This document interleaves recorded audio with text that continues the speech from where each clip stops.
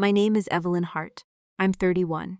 And I spent 6 years reading property records for a living, before I used that skill to stop my own family from selling something they never owned. The dining room smelled like cinnamon and burnt candle wax.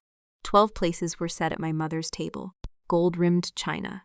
We only used twice a year, a runner of pine branches down the center that Melissa had ordered online and taken credit for arranging.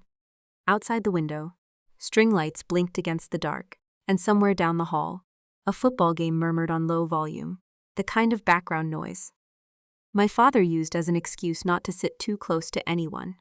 My mother stood at the head of the table, with a wine glass raised so high the light caught the crystal and threw a small circle on the ceiling. "We finally sold Grandma's farm," she said. The room erupted. My uncle clapped. My cousin's kids banged spoons on the table like it was a parade. My sister Melissa reached across the mashed potatoes and squeezed her husband Jason's hand, and he had the kind of smile men get when a number just landed in their bank account before it actually has. I didn't say anything. I picked up my water glass and took a slow sip, the ice clicking against the rim. Because I already knew something. None of them did. My father kept his eyes on his plate, cutting a piece of turkey. He had no intention of eating, the way he always did when a subject in this house got too heavy for him to touch. Melissa noticed I wasn't smiling. She always noticed things like that, the same way she noticed a chipped nail across a room, but never noticed 6 years of Saturdays I'd spent driving out to Ruth's farmhouse, while she posted vacation photos from Cabo. "Don't take it personally, Evie," she said, loud enough for the table to hear. Her fork pointed at me like a gavel. "Grandma never left it to you." A few relatives laughed, the way people laugh when they're grateful someone else said the cruel thing first. I set my glass down without a sound. "Who bought it?" I asked. My mother named the development company, like she was reading off a trophy.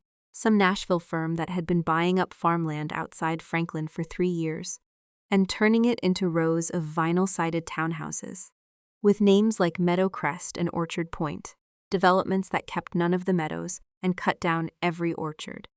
My uncle whistled low at the number. She quoted next, a figure that made my cousin's husband set down his fork. I already knew the number was meaningless. A sale price only matters if the seller actually has the right to sell. I reached into my purse. My hand found the folded document exactly where I'd left it that morning, because I'd known, walking into this house, that I would need it before dessert. I placed it on the table between the cranberry sauce and my mother's wine glass. "That's strange," I said. "Because this says Grandma made sure nobody in this family could legally sell that land." The room went quiet in a way I'd never heard it go quiet before. Not polite quiet, not awkward quiet. The kind of silence where you can hear the refrigerator running 2 rooms away. My mother's smile didn't move for a second, like it hadn't gotten the message yet. Then it did. "What is this?" she said. Not really a question. "A conservation restriction," I said. "Filed with the county 11 months ago. Grandma's signature, the attorney's signature, notarized, recorded, it runs with the land. It doesn't matter who signs a deed after this. The restriction stays." Jason's hand slid off Melissa's like her skin had gone cold. He reached for his water glass instead and missed the rim slightly. A small clink of glass on glass that nobody but me seemed to hear. "Evelyn, this isn't the time," my mother said, and her voice had that brittle edge it got whenever a room stopped agreeing with her. "You're right," I said. "It wasn't the time 11 months ago either. But somebody filed the paperwork anyway." If you've ever sat at a family table and realized you were the only one in the room who'd actually read the paperwork, everyone else was celebrating, tell me in the comments, because that feeling doesn't leave you. It sits in your chest like a held breath, but that document on the table was only the beginning. To understand how I got there, you have to go back 11 months to the week my grandmother died, and the week my family decided quietly that grief was something you could turn into a closing date. I need to explain something about my job first, because it matters. I work in property records for Williamson County. Deeds, liens, easements, plats, land transfers going back 140 years. Most people think it's boring. My mother certainly did. At every holiday for a decade, she'd introduced me the same way. "This is Evelyn. She does paperwork." While Melissa got introduced as, "My daughter the event planner." married to Jason. He's in real estate.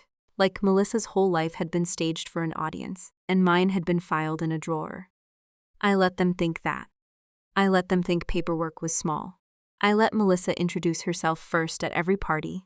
Let my mother steer conversations toward her wedding, her house, her promotion, while I sat at the edge of the couch with a plate balanced on my knee. Invisible in the way. Furniture is invisible. Paperwork is never small. Paperwork is the only thing in this family that doesn't lie, doesn't perform, doesn't need an audience to be true. A deed doesn't care who's charming. A lien doesn't care who cries the loudest at a funeral. My grandmother, Ruth, never once made me feel small. She was the one person who called me on a Tuesday just to ask how my week went. No occasion required. She owned 40 acres outside Franklin, a farmhouse with a wraparound porch, an orchard she'd planted with her own hands. In 1974, a barn that still smelled like hay and machine oil, and a small family cemetery under 2 oak trees where her husband and her firstborn son were buried. I drove out there every other weekend for 6 years. I helped her with her property taxes, her insurance renewals, the county paperwork. Nobody else in the family had the patience for. Melissa visited on holidays and called it keeping in touch. My mother visited when she needed something signed. I knew which floorboard on that porch creaked and which one didn't. I knew she took her coffee black in the morning, and with too much sugar after 4 in the afternoon. Like the sweetness was a small rebellion against the day, winding down. I knew the sound her screen door made, a specific tired groan, before I ever knocked. Ruth used to sit on that porch with a cup of coffee, going cold in her hands, and tell me, "They're more interested in the land than in me, Evie." I've known that for years. I always told her she was wrong. I didn't want to believe my own mother could look at an old woman and see acreage instead of a person. I know better now. Ruth died in her sleep on a Thursday in January. The funeral was small, tasteful, exactly the kind of event my mother was good at organizing. 3 days after we buried her, my mother produced a document at the kitchen table, claiming Ruth had left the entire farmhouse and property to her alone. I remember the exact moment I stopped grieving quietly and started paying attention. My mother slid that paper across the table, the same way she'd slide a coupon across a checkout counter, casual, like the timing wasn't strange at all, like a woman doesn't usually wait until day 3 after her mother's funeral to produce a will nobody else had ever seen. The kitchen still smelled like the casserole. 3 different neighbors had dropped off. Ruth's reading glasses were still sitting on the counter where she'd left them. My hands were flat on the table, and I remember pressing my palms down harder than I needed to, just to keep them still. I asked to see the original. She said her attorney had it. I asked which attorney. She changed the subject to the caterer for the reception. That's when the arithmetic started in my head. The kind of arithmetic I do every day at work without thinking about it. A property doesn't become inheritable just because someone says so at a kitchen table. It becomes inheritable through a chain of recorded documents, and if that chain has a gap in it, the gap is where the truth lives. I didn't confront her. I've never been the person who confronts anyone in this family, mostly because I learned a long time ago that confrontation without proof is just noise, and noise is exactly what my mother is best at drowning out. Instead, on my lunch break the following Monday, I did what I do for a living. I pulled the county record on Ruth's property. What I found didn't answer my questions. It multiplied them. There was no will filed with the county at all. Only a preliminary notice from a development company filed 9 days after the funeral, expressing intent to purchase, contingent on clear title. 9 days. My grandmother hadn't been in the ground 2 weeks, and someone had already started the paperwork to erase her orchard. I read the filing 3 times, waiting for it to say something different the 3rd time.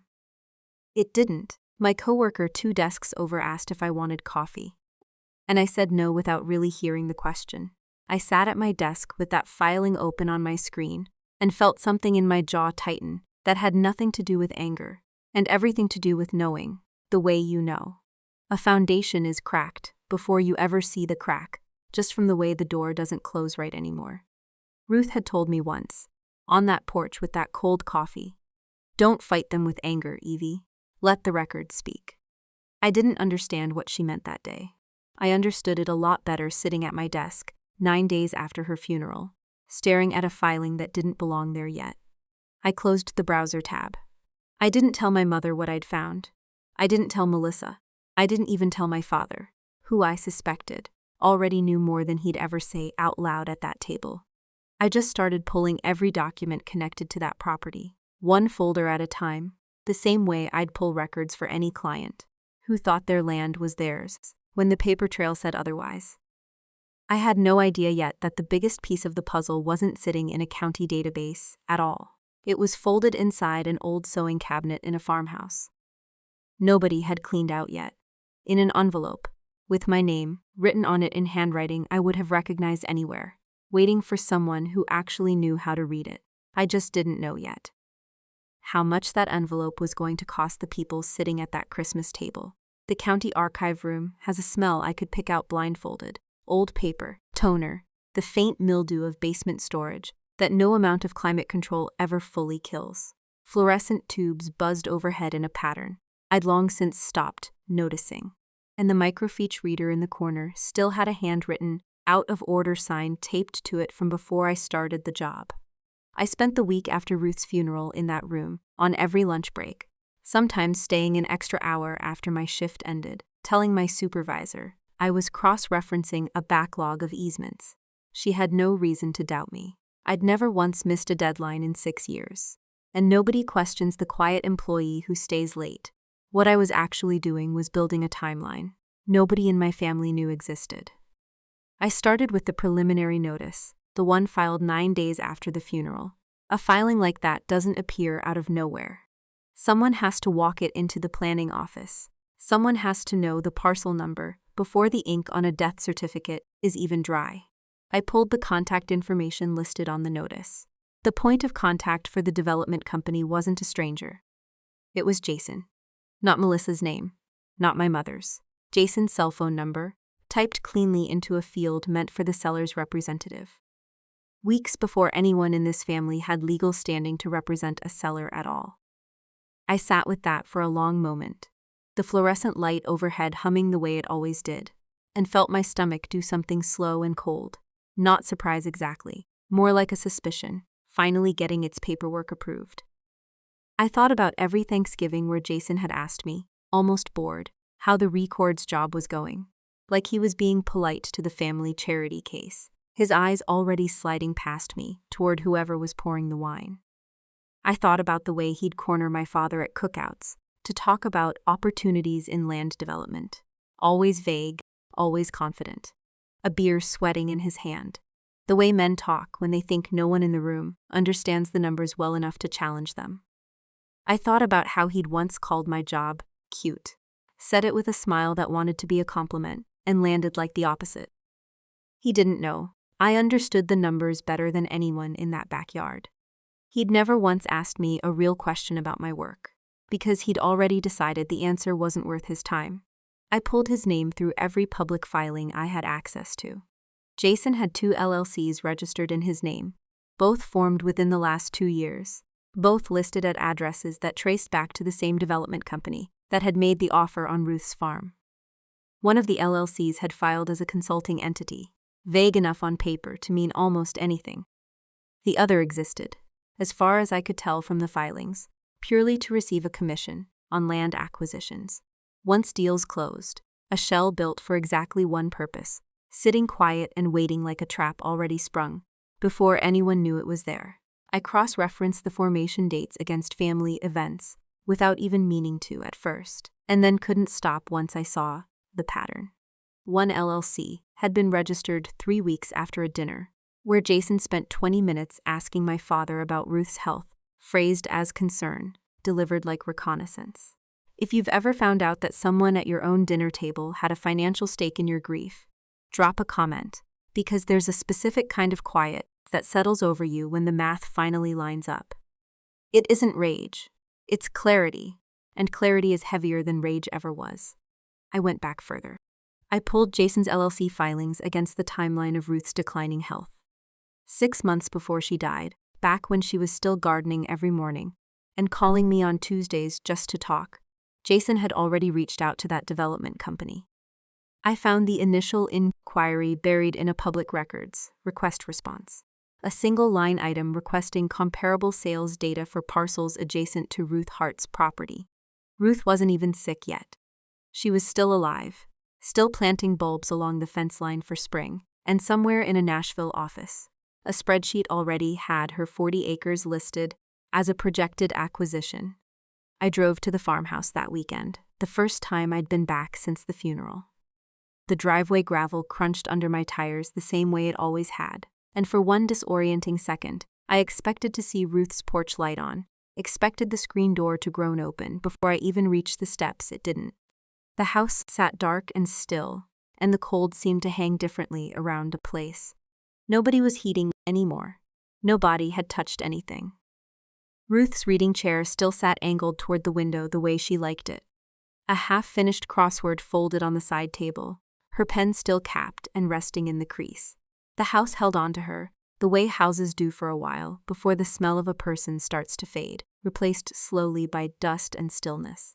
I stood in the doorway longer than I needed to before I made myself walk in. I walked the orchard first. The trees were bare, branches black against a gray January sky, frost still clinging to the shaded rows where the sun hadn't reached yet.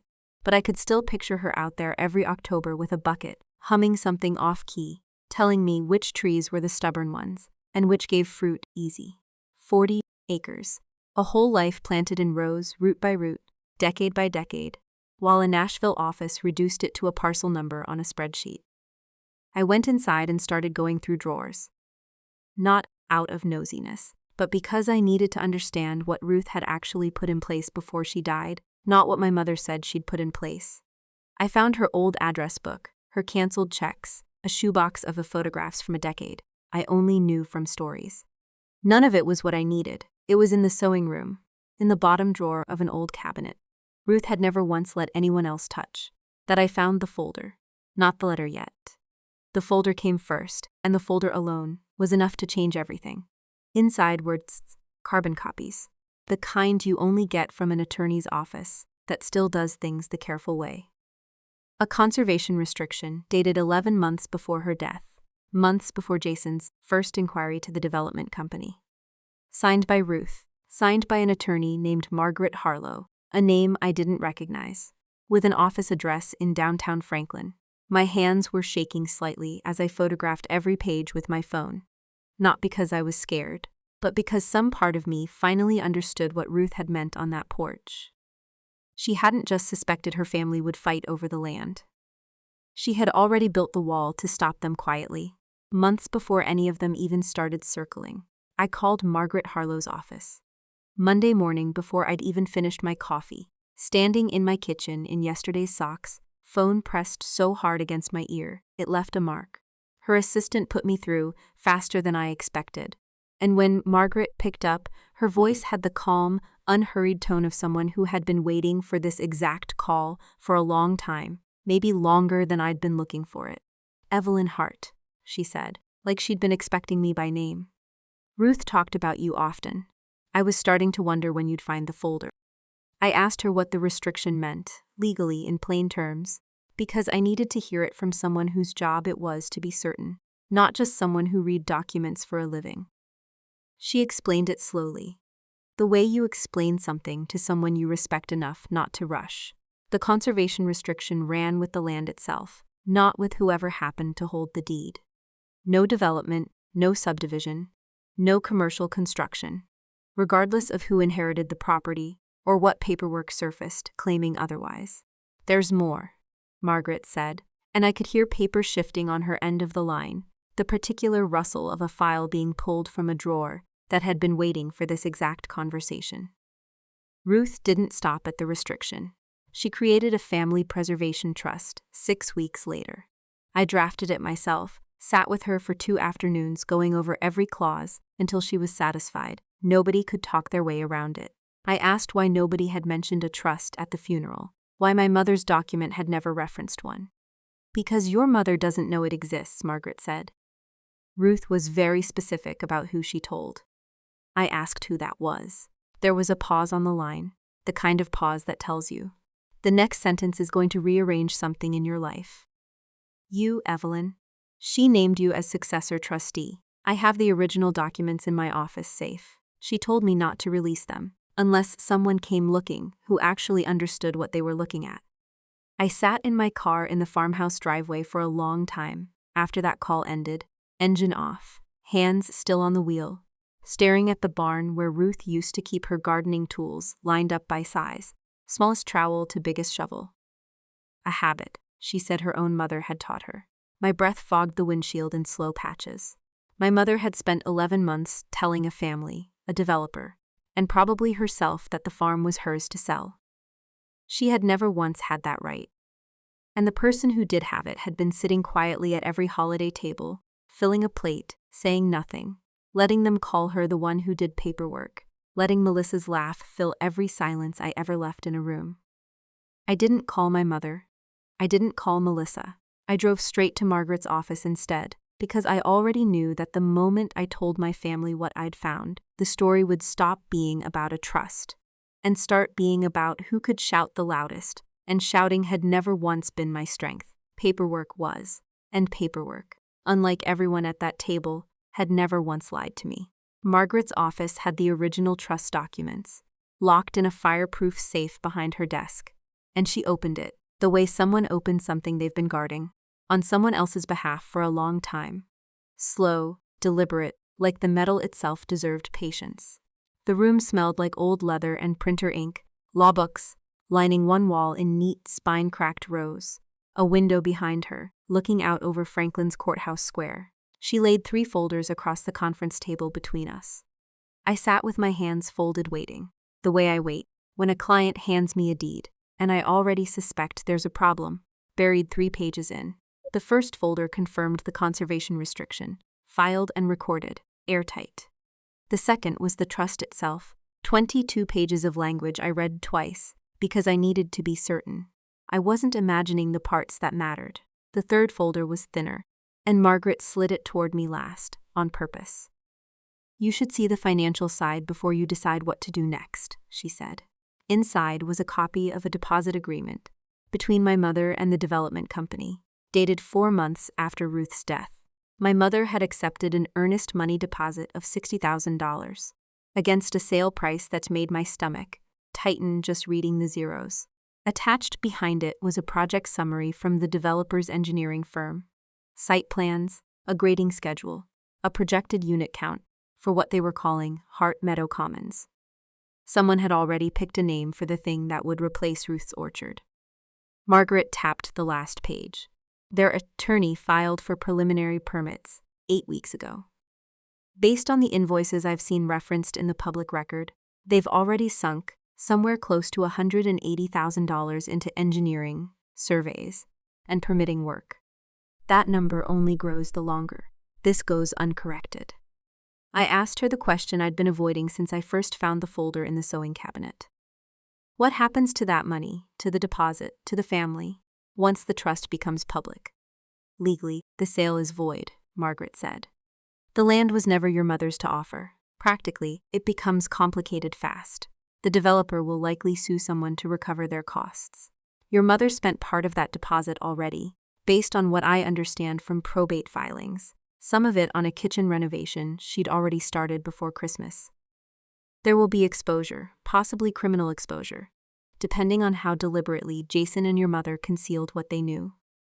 If you've ever had to sit across a desk and calculate exactly how much damage the truth is going to do to people who share your blood, tell me in the comments, because there's no chapter in any manual that prepares you for doing that math out loud.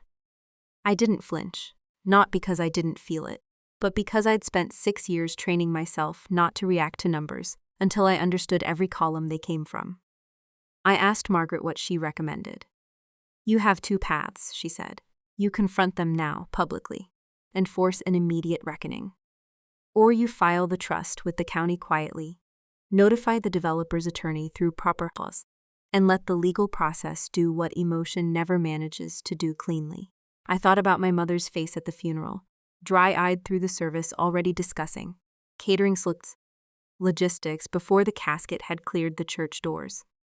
I thought about the way she'd slid that fake will across the kitchen table, like she was handing me a grocery list. I thought about Melissa telling me not to take it personally, like erasing me from Ruth's legacy was simply a matter of bad luck, rather than a decision someone made. A decision she'd sat across a table and helped orchestrate with a smile on her face and a manicure fresh from that morning. I thought about my father too, the way he always found somewhere else to be. When the conversation turned toward Ruth's estate, how he'd developed an almost professional skill at leaving a room, without technically leaving it, present in body, absent in every way that mattered. For one long moment in that office, I let myself imagine walking into my mother's house that night and putting everything on her kitchen table right then, watching her face collapse in real time, making her feel exactly as small as she'd made me feel for 31 years. I let the fantasy run its full length, every satisfying second of it. Her voice cracking, Melissa's smugness draining out of her face like water from a cracked glass. Then I thought about Ruth's voice on that porch. Don't fight them with anger, Evie. Let the record speak. I chose the second path. Over the following 6 weeks, I did the quietest, most exhausting work of my life. I helped Margaret prepare the formal notice of trust to file with the county recorder. I compiled every supporting document, the restriction, the trust instrument, the successor trustee designation, into a single certified package. I sat in on a call, silent, listening, while Margaret notified the developer's attorney that the seller of record had no legal authority to convey the property, that a preservation trust predated any purported inheritance, and that further expenditure on the project would be undertaken entirely at the developer's own risk. My hands stayed steady on the notepad in front of me, even as my pulse did not. Some nights I sat at my kitchen table until well past midnight, cross-checking dates, making sure every filing lined up cleanly enough that no attorney on the other side could poke a hole through it later. I'd learned that lesson at work a long time ago. A weak filing gets challenged. An airtight one gets accepted without argument. I wasn't going to hand my mother's lawyer a single loose thread to pull. I watched from a careful distance as the gears of something much larger than my family started turning. The developer's attorney requested an emergency title search. The title company flagged the restriction within 48 hours, something that should have surfaced during their original due diligence, and clearly hadn't, because nobody had thought to look past the fabricated. Well, my mother handed them. I imagined some junior associate at a title company, somewhere finding that flag on a Tuesday afternoon and having no idea the small, procedural discovery in front of them was about to unravel an entire family. During all of this, I still went to family dinners. I still sat at my mother's table and listened to her describe kitchen renovations she planned to fund once. The sale closed, a new SUV for Melissa, a vacation to Greece she'd been putting off for years. I passed the rolls. I asked polite questions about Jason's work, watched him talk about market opportunities, with the easy confidence of a man who thought the hardest part was already behind him. Nobody at that table had any idea that every word coming out of their mouths was resting on a foundation I had already quietly removed. That's the moment I understood something about my place in this family that took 31 years to fully land. I wasn't the daughter they overlooked because I was boring. I was the daughter they overlooked because overlooking me was convenient. I was the one who filed the tax paperwork, who drove Ruth to her cardiologist appointments, who remembered which prescriptions needed refilling, who never once asked for anything in return.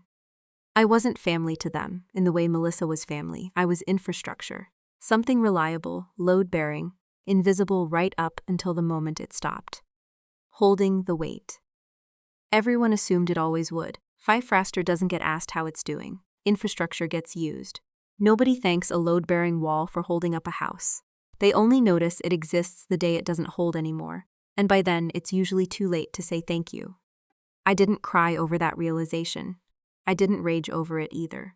I sat with it the way I'd sit with any hard number, on a spreadsheet, turned it over, confirmed it against the evidence of a decade, and accepted it as fact. Margaret called me on a Tuesday afternoon in early December, her voice careful in a way I'd come to recognize. Meant something significant had shifted. I was at my own desk when the call came in, surrounded by other people's property records, and I remember thinking it was fitting. Somehow, that I'd hear the turning point of my own family's story in the same room where I spent every day untangling other people's. The developer's attorney sent formal notice this morning, she said. They're pausing all further disbursements, pending clarification of title. They've also requested the return of any deposit funds already advanced, given the seller's failure to disclose known restrictions on the property. I asked if my mother knew yet. Not from us, Margaret said. The notice went to the attorney representing the seller in the transaction. Whether that attorney has informed your mother is outside what I can confirm. I drove home that night, past the turn that led out to Ruth's farmhouse, and for the first time since the funeral, I didn't take it. I kept driving straight, because I already knew, the next time I stood in that family's presence, it wouldn't be as the quiet daughter who did paperwork. It would be as the person holding the only documents that mattered. Christmas was 3 weeks away. My mother had already sent out a group text confirming dinner, adding a line about a special announcement. She couldn't wait to share. I read it twice, sitting alone in my apartment, the same folder of documents sitting closed on my kitchen table, where I could see it from every room. I didn't respond to the group text right away. I just looked at that folder for a long time, thinking about an old woman on a porch with cold coffee, and the specific, quiet kind of patience it had taken her to build a wall nobody in her family could see coming until it was already too late to climb over. I finally typed a reply. 2 words. Can't wait. I meant it more literally than my mother would ever understand. And for the first time in 11 months, I felt something close to steady. The dining room smelled like cinnamon and burnt candle wax, same as it always did. The same gold-rimmed china, the same pine runner Melissa had ordered online. String lights blinked against the dark window, and somewhere down the hall, the same low murmur of a football game drifted through the house, background noise for a night that was about to stop being background for anyone. I sat in my usual chair, the one closest to the kitchen door, the one nobody ever fought me for, and I set my purse on the floor beside my feet, instead of hanging it on the back of the chair. The way I normally did, I wanted it within reach. My mother stood at the head of the table with a wine glass raised so high, the light caught the crystal and threw a small circle on the ceiling. "We finally sold Grandma's farm," she said. The room erupted. Exactly the way it had in my memory of that night, 100 times over the past 3 weeks, exactly the way I knew it would. My uncle clapped. My cousin's kids banged spoons on the table. Melissa reached for Jason's hand under the table, and he wore the kind of smile men get when a number lands in their bank account before it actually has. I picked up my water glass and took a slow sip, ice clicking against the rim. Melissa noticed I wasn't smiling, the way she always noticed things like that. "Don't take it personally, Evie," she said, loud enough for the table to hear. Her fork pointed at me like a gavel. "Grandma never left it to you." A few relatives laughed the way. People laugh when they're relieved. Someone else said the cruel thing first. I set my glass down without a sound. "Who bought it?" I asked, though I already knew the answer better than anyone at that table. My mother named the development company, like she was reading off a trophy. I let the silence stretch for 1 full second longer than it needed to. The way you let a deposition answer, sit in the room before you follow up. "Who bought it?" I repeated. "Or who thought they were buying it?" My mother's smile flickered, the first crack, small and involuntary. The kind you only catch if you've spent a lifetime studying that particular face for warning signs. I reached into my purse and set the first document on the table, between the cranberry sauce and her wine glass. "This is a conservation restriction," I said. "Filed with the county 11 months before Grandma died. It runs with the land, permanently, no matter who signs a deed after this. No development, no subdivision, nothing that touches that orchard or that cemetery." Nobody laughed this time. I placed the second document beside it. "This is the Family Preservation Trust. Grandma created 6 weeks later. Drafted by her attorney, Margaret Harlow, who I'm sure none of you have ever met, because Grandma made sure of that too." My mother's hand had gone still on her wineglass, fingers white against the stem. I placed the third document. "And this names the successor trustee, the person legally responsible for protecting that property, according to Grandma's exact instructions." I let my finger rest on the page for a moment before I turned it around so the table could read the name, typed in Margaret's clean, formal font. Evelyn Hart.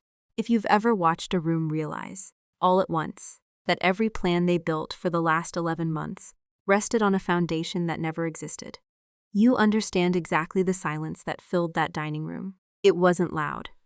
It wasn't dramatic. It was the specific quiet of people doing math they didn't want to be doing. "This is insane," my mother said, her voice thinner than I'd ever heard it. "I have a will. Your grandmother left the house to me." "You have a document," I said. "I have the county record. There's a difference, and you of all people should have known that before you spent a $60,000 deposit on a kitchen renovation." Jason's face had gone the color of old paper. He pushed his chair back an inch, like distance from the table might put distance between himself and what was coming. "The development company already knows," I said, turning slightly toward him.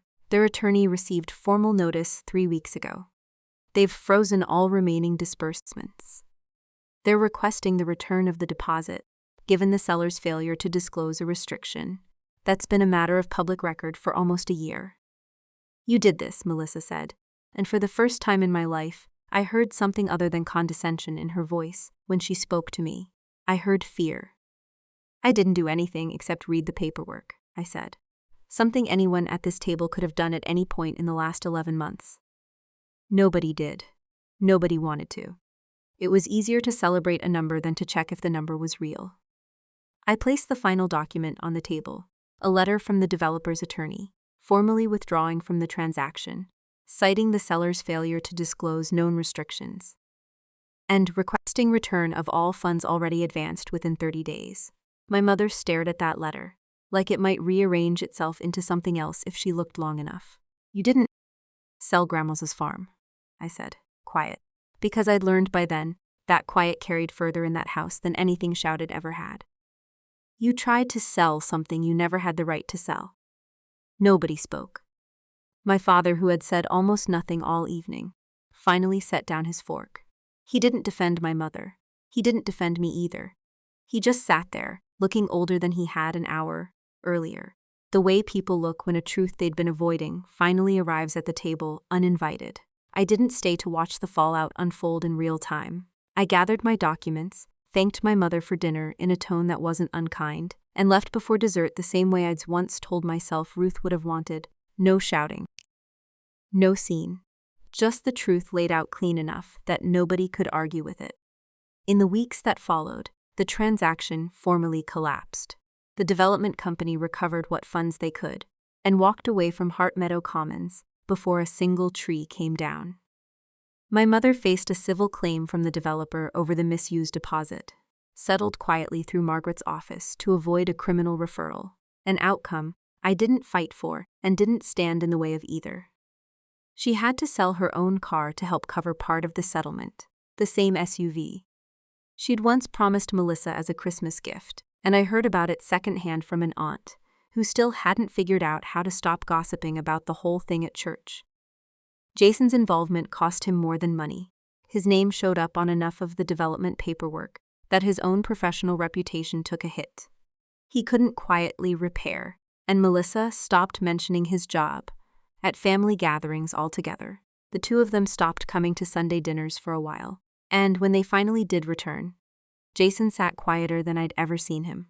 No talk of opportunities, no vague confidence. Just a man who'd learned the hard way that paperwork always eventually finds the person who thought nobody was reading it. I didn't use the trust to punish anyone. I used it to do exactly what Ruth asked.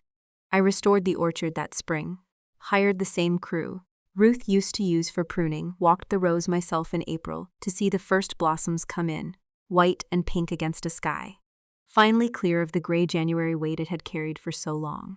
I kept the farmhouse standing exactly as it was. Her reading chair still angled toward the window, her crosswords still folded on the side table, because some things deserve to stay unfinished exactly the way their owner left them. I turned 4 acres near the road into a community garden, open to anyone in Franklin who wanted a plot, because Ruth always said land should feed people, not portfolios. By June, families I'd never met were out there most weekends, kids running between rows of tomatoes and squash, and I liked to think Ruth would have parked herself right in the middle of it with a thermos of coffee, telling every single one of them which plants were the stubborn ones. My father came to see me that spring, alone, without my mother, and stood in the orchard for a long time before he finally spoke. He had his hands in his coat pockets, the same stance he'd had at Ruth's funeral, like he was trying to keep himself small enough not to be blamed for anything. I suspected something wasn't right, he said. I was afraid of what your mother would do if I said anything. I didn't forgive him on the spot. I wasn't ready, and I didn't pretend to be, because pretending has never once fixed anything in this family. I let the silence sit between us, the way I'd let silence sit across a conference table, unhurried, unafraid of it. The door's open, I told him, when you're ready to tell me the whole truth, not before. He nodded, and for the first time in longer than I could remember, he looked at me the way Ruth used to, like I was someone worth actually seeing. I sit on that porch most evenings now, the same floorboard creaking under my chair, coffee going cold in my hands, the way Ruth's always did. The orchard looks different every season, and I've started noticing the small things she used to point out, the way the light hits the east row differently in autumn, the specific creak of the barn door. That means rain is coming before the sky admits it. I used to think she left me a house. She didn't. She left me the responsibility of protecting something. Everyone else had already reduced to a price tag, and she trusted me with it because she knew I was the only one in this family who would actually read the fine print before signing away what mattered. If there's one thing this whole year taught me, it's that being underestimated isn't a weakness if you're patient enough to let the paperwork catch up to the truth. Loud people win rooms, quiet people, the ones who actually read the documents win everything else. If you've ever been the one your family called boring, the one who did the paperwork nobody else wanted to touch, tell me in the comments where you're watching from tonight, because I have a feeling I'm not the only one in this comment section who finally got the last word with nothing but a folder and the truth.